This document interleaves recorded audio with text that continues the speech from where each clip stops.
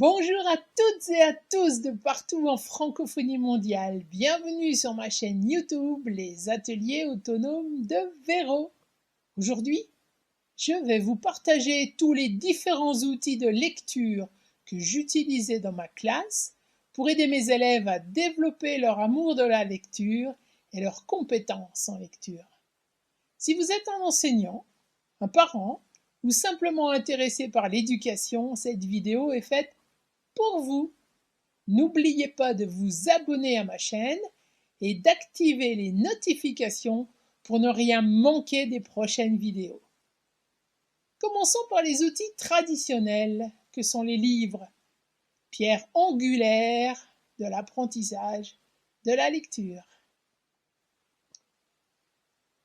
J'avais constitué au fil des ans une bibliothèque de classe riche et diversifiée. Il y avait des bandes dessinées, des romans, des albums, des documentaires pour tous les niveaux. Tous les jours, les enfants avaient 1 heure de lecture silencieuse, 1/2 heure en début de matinée et 1/2 heure en début d'après-midi. Ils choisissaient un livre de la bibliothèque de classe et lisaient pendant cette période. Cela leur permettait de développer leur capacité de concentration et leur amour de la lecture. Je les encourageais à choisir des livres qui les intéressaient et qui suscitaient en eux de la curiosité. À d'autres moments de la journée, les enfants avaient le plaisir de se faire raconter une histoire par un plus grand déjà lecteur, ou à deux ou plus, et ou par moi-même, en groupe classe. Pour les tout premiers lecteurs, et faciliter leur entrée dans la lecture, ils avaient à leur disposition tous les livres de Céline Alvarez de niveau 1. Contes et fables de La Fontaine faisaient leur bonheur. C'est une collection que je recommande vivement. En voici par exemple un exemplaire, Le Petit Chaperon Rouge. En voici un autre, Le Lièvre et la Tortue. Et après, on avait le niveau 2, qui est excellent également, La Bonne Galette. Cette collection peut être utilisée par des enfants plus âgés ou des adultes souhaitant apprendre à lire en français.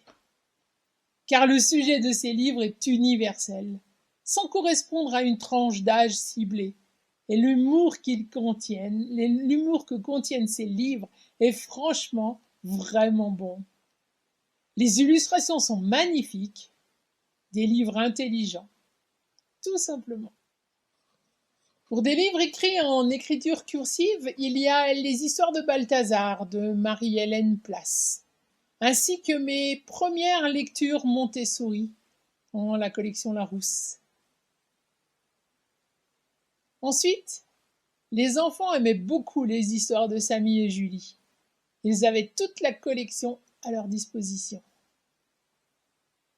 En plus des livres, il y avait une quinzaine d'ateliers de lecture qui associaient des objets aux mots correspondants que les enfants manipulaient régulièrement. Et bien entendu, toutes sortes de cartes à pince et de cartes de nomenclature permettant toujours de se familiariser avec la lecture des mots.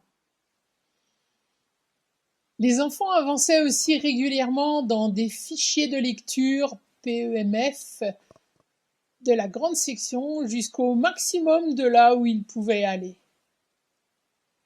Et dès que les enfants savaient lire les syllabes, ils s'entraînaient quotidiennement à un exercice de fluence. La fluence, c'est la vitesse de la lecture.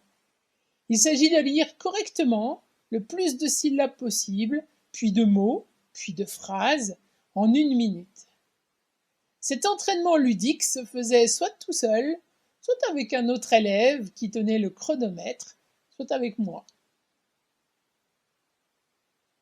Passons maintenant aux outils numériques, en l'occurrence les ordinateurs, qui peuvent enrichir l'expérience de lecture des enfants. J'utilisais des logiciels éducatifs qui sont conçus pour améliorer la compréhension en lecture, la prononciation et le vocabulaire. Ces programmes sont interactifs et stimulants pour les élèves, comme par exemple un logiciel qui s'appelait Moi, je sais lire.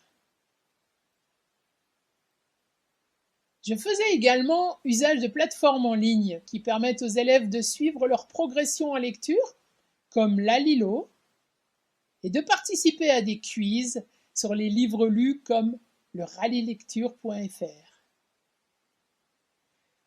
Voici un aperçu des outils de lecture que j'utilisais dans ma classe, qu'il s'agisse des livres traditionnels ou des ordinateurs. Il est essentiel de trouver un équilibre entre les deux pour offrir aux élèves une expérience de lecture enrichissante. N'hésitez pas à partager vos propres expériences et outils pédagogiques préférés dans les commentaires ci-dessous. Et si cette vidéo vous a été utile, alors n'oubliez pas de lui donner un pouce vers le haut et de la partager. Merci d'avoir suivi cette vidéo et je vous retrouve bientôt pour de nouvelles astuces pédagogiques. À la prochaine!